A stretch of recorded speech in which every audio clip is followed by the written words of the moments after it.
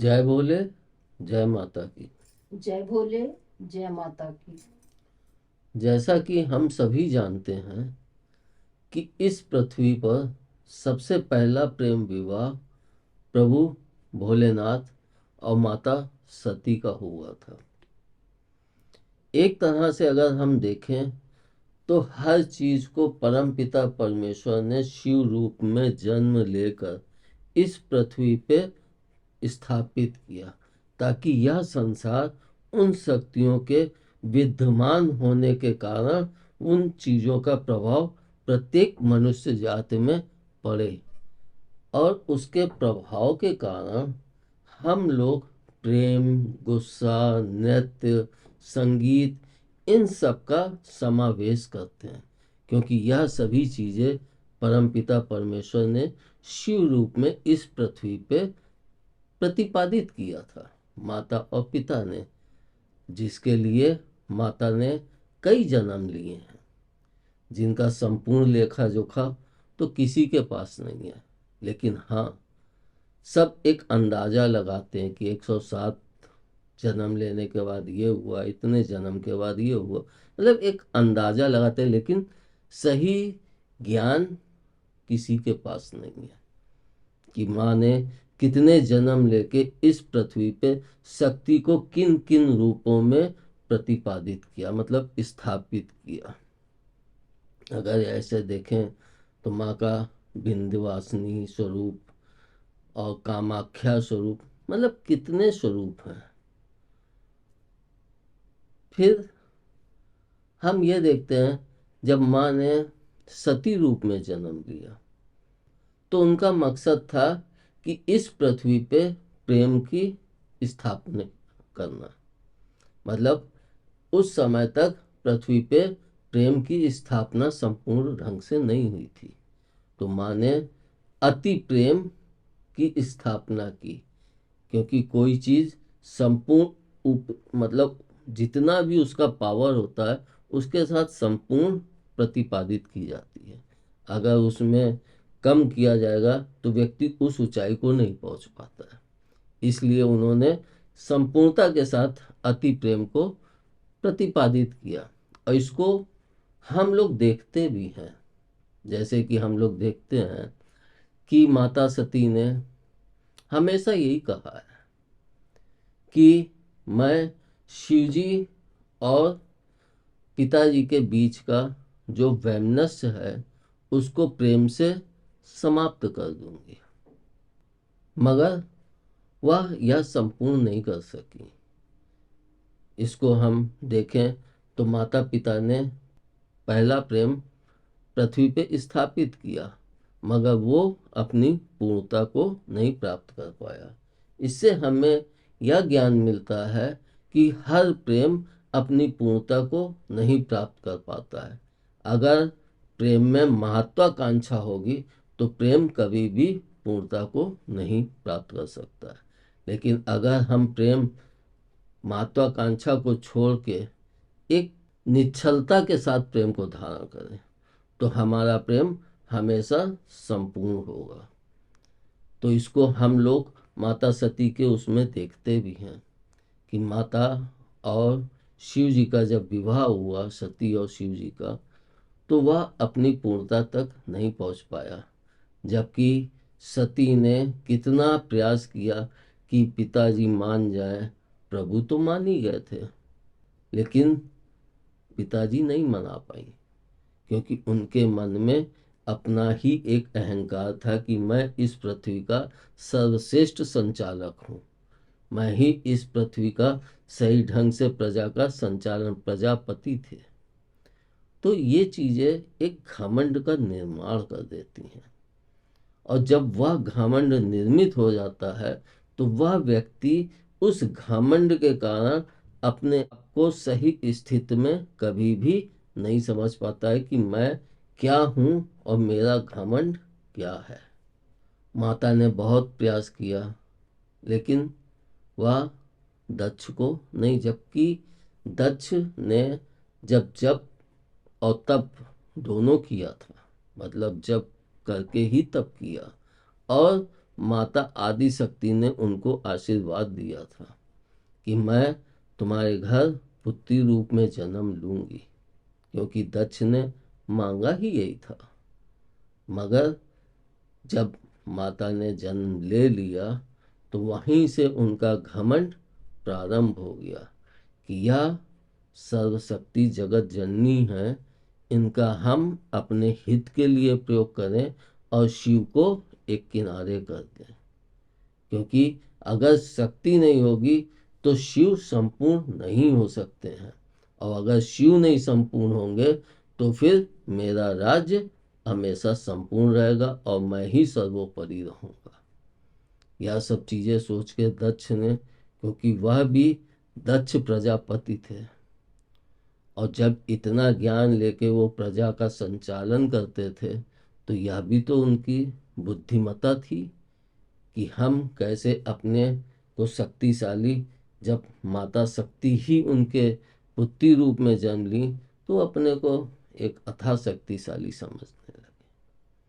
मगर कहते हैं ना कि इस पृथ्वी पे जिस प्राणी ने भी जन्म लिया है वह कभी भी हमेशा के लिए अमर नहीं हो सकता है, क्योंकि उसको कभी ना कभी मौत का वरण करना ही पड़ता है।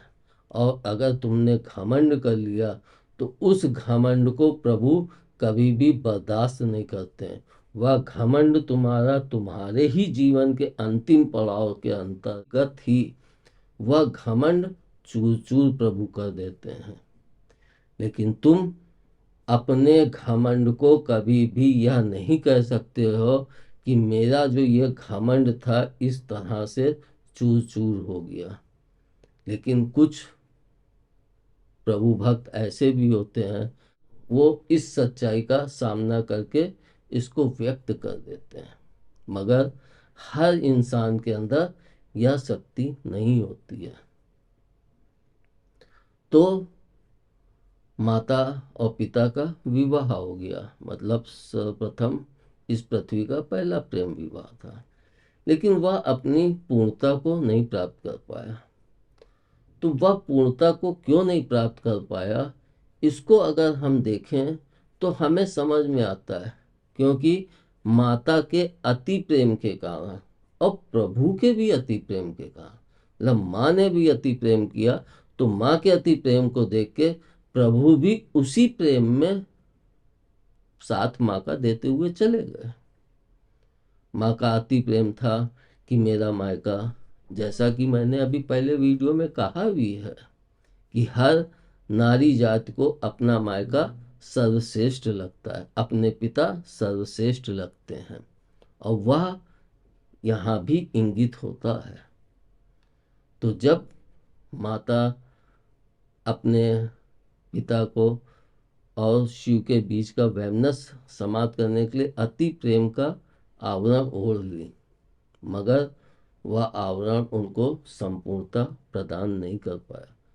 क्योंकि अति प्रेम आगे बढ़ते बढ़ते कहीं ना कहीं वह द्वेष में भी परिवर्तित होने लगता है। जैसा कि हम कहते हैं ना कि जब दो बर्तन होते हैं तो वो खड़खड़ अवश्य आपस में करते हैं, उसी तरह से जब दो प्रकार की विचारधाराएं होती हैं, जैसे दक्ष की विचारधारा थी कि पारिवारिक जीवन, सांसारिक जीवन, मतलब अच्छे से वस्त्र पहना, एक राजसी वैभव, एक पारिवारिक जीवन जीना, और दूसरी विचारधारा थी प्रभु की कि वैराग्य, शमशान। क्योंकि ये चीजें मनुष्य को जब बहुत उद्वेलित करती, इतना संसार से दुखी कर देती हैं, तो वह वैराग्य की ही तरफ भागता है। तब वह अंतिम उसका निर्णय होता है कि इस संसार में कुछ नहीं, हमें वैराग्य ही धारण कर लेना चाहिए। और हम इसको अगर देखें तो अंतिम पड़ाव हमारा शमशान ही होता है। मतलब प्रभु ने जीवन दर्शाया, उनके जटाओं में गंगा विराजित, जल ही जीवन है, तो उन्होंने जीवन भी दर्शाया, उन्होंने मृत्यु भी दर्शाई। हर चीज को उन्होंने दर्शाया कि देखो, हर मनुष्य हमसे सीख लेके या हमारे चरित्र जो हमने निभाया है उसको देख के वह सीख सके, और जो भी चरित्र मेरा उसको पसंद आया उसके अनुसार प्रत्येक मानव अपने जीवन का अनुसरण कर सकता है। लेकिन घमंड कभी मत करना। और जब दक्ष ने घमंड किया तो हम सभी जानते हैं कि उनका अंतिम क्या हुआ। उनको घमंड कैसे प्रभु ने तिरोहित किया।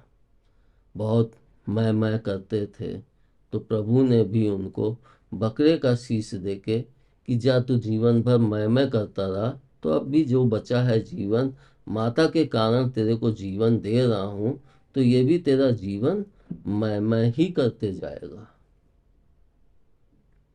लेकिन इसी को अगर हम दूसरे पक्ष पे देखें, क्योंकि प्रभु का प्रेम का जो सफर था वह अधूरा रह गया था सती के समय।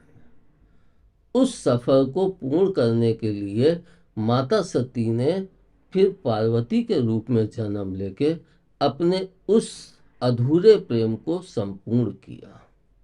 लेकिन जब माता सती के रूप में जन्म ली थी तो उन्होंने अति प्रेम का वर्णन किया, मगर जब उन्होंने पार्वती के रूप में जन्म लिया तो उन्होंने स्वयं कहा कि मैं इस जन्म में भक्ति और तप के द्वारा प्रभु को प्राप्त करूंगी।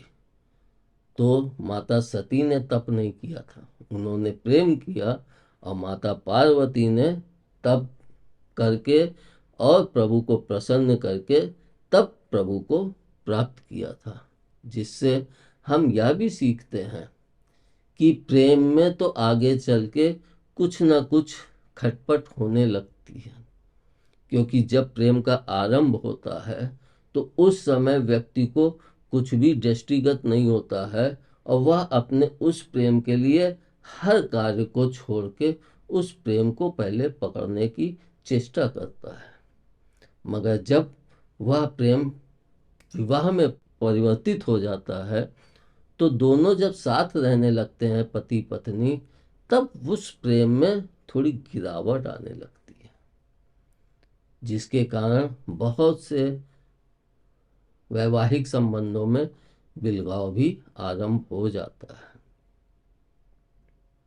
और जब माता पार्वती ने जन्म लेके तप करके प्रभु को पाया तो वह जीवन उनका एक सुदृढ़ता, एक मजबूती, एक प्रभु के साथ हमेशा उनके समर्थन में खड़ी होना, ना कि पिता के समर्थन में खड़ी होती थी।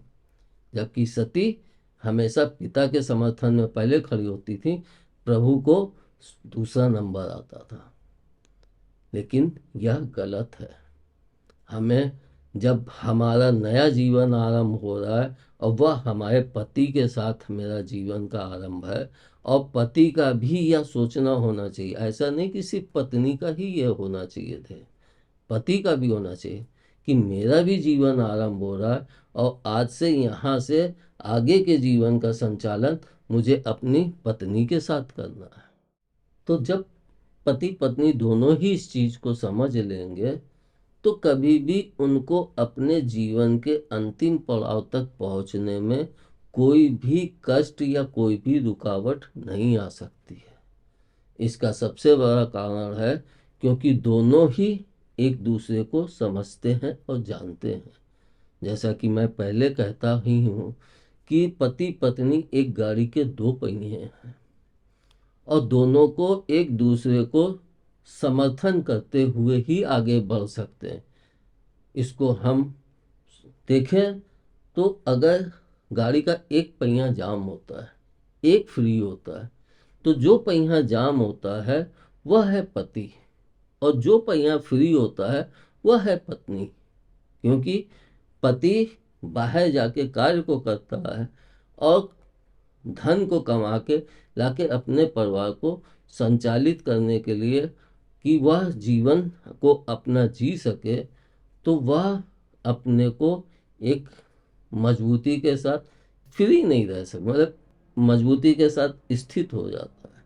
लेकिन पत्नी घर में होती है, अगर वह मजबूती के साथ अडिग हो जाएगी तो फिर घर में वो प्रेम नहीं आएगा, वह खुशियां घर के अंदर नहीं आएंगी। आप आएंगी, घर पे आए थके मांदे आए, और पत्नी अपने उस पे अडिग है कि इन्होंने मेरे को ऐसा कहा, मैं नहीं करती हूँ, तो क्या आपको घर पे आके वह खुशी मिलेगी? इसलिए पत्नी हमेशा फ्री होती है। वह जब भी हम घर पे पहुंचते हैं तो हमें वह खुशियां प्रदान करती। हम बाहर से कितना भी गुस्सा हो के आए, कितना भी थक के आए, लेकिन हमारी धर्म पत्नी हमें 2 मिनट में उससे शांति देके और स्थिर कर देती हैं। तो यह खूबी नारी के अंदर प्रभु ने समाहित की हुई है, लेकिन वह अपनी शक्ति को समझ सके और उसका सही सदुपयोग कर सके, यह उसके ऊपर निर्भर करता है। तो माता पार्वती ने जब अपने जीवन में तप करके प्रभु को जब प्रसन्न कर लिया, और प्रसन्न करने के पश्चात उनसे विवाह के लिए सहमत प्राप्त कर ली माँ ने, तो उसी दिन को हम लोग हरतालिका तीज मनाते हैं। मतलब जिस दिन प्रभु ने माँ को जब सहमत दी, तो वहाँ कोई नहीं होगा, क्योंकि माँ तप में बैठी थी, और प्रभु ने जब उनको दर्शन दिया होगा तो सिर्फ माता और पिता ही होंगे, बाकी तो किसी अन्य का सवाल ही नहीं होता है। लेकिन जब उसके पश्चात माँ ने प्रभु का वरण किया और प्रभु ने माँ का वरण किया, तो उसको हम हरतालिका तीज के रूप में मनाते हैं। और इस दिन हम सभी लोग जो भी प्रभु के भक्त हैं और इस व्रत को मानते हैं, करते हैं, तो वे उस दिन व्रत रहते हैं। कुछ प्रभु भक्त होते हैं जो निर्जला व्रत रहते हैं और यह कामना करते हैं कि मेरे पति की उम्र को प्रभु लंबी करे। लेकिन माँ ने क्या इस कारण से व्रत किया था कि मेरे पति की उम्र लंबी करे? माँ ने व्रत किया था कि मेरे को प्रभु की प्राप्ति हो। और जब उनका वरण किया तब भी उनके मन में यही भाव था कि मैं अपने प्रीतम को वह सभी सुख दूं जो वह अभी तक नहीं प्राप्त कर पाए थे, जिसके कारण उन्हें इस मनुष्य जात से ही घृणा होने लगी थी। और माँ ने वह संपूर्णता प्रभु को प्रदान की। क्योंकि हम स्वयं देखें तो हमें लगता है कि जब परिवार में बच्चे, किसी भी परिवार हो, किसी का भी हो, मैं किसी भी धर्म का हो, बच्चे नहीं होते हैं तो घर में लगता है सूनापन है, सन्नाटा, कोई वो नहीं है। लेकिन वह परिवार तब जाके संपूर्ण होता है जब उस परिवार के अंदर 1-2 बच्चों की उत्पत्ति होती है और माता पिता दोनों को अपने बच्चे का वह परम सुख प्राप्त होता है, जो उन्होंने अपने माता पिता को वह परम सुख दिया था। तो आज उनके बच्चे वह परम सुख अपने माता पिता को देते हैं। तो यह तो हरतालिका तीज हो गई। और आज गणेश चतुर्थी है। जब तक आपके सामने यह वीडियो पहुंचेगा तब तक तो गणेश चतुर्थी और हरतालिका तीज दोनों ही निकल चुकी, क्योंकि हरतालिका तीज तो कल ही जा चुकी है। तो आप सभी को गणेश चतुर्थी और हरतालिका तीज की हार्दिक शुभकामनाएं।